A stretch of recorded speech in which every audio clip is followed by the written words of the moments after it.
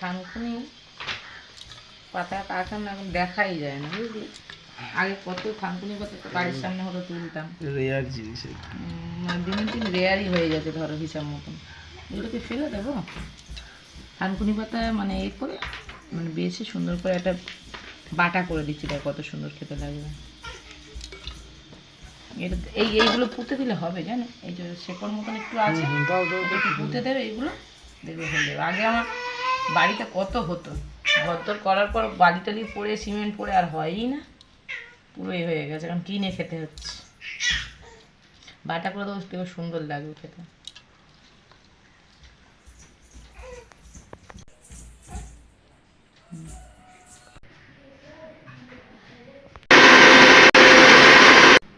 ভাত মাংস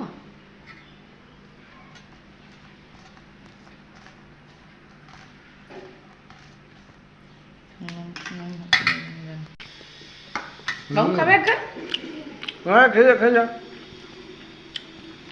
ভালো লাগে। আমি এখন এত তাড়াতাড়ি খাবো না, সবাই চা খেয়ে।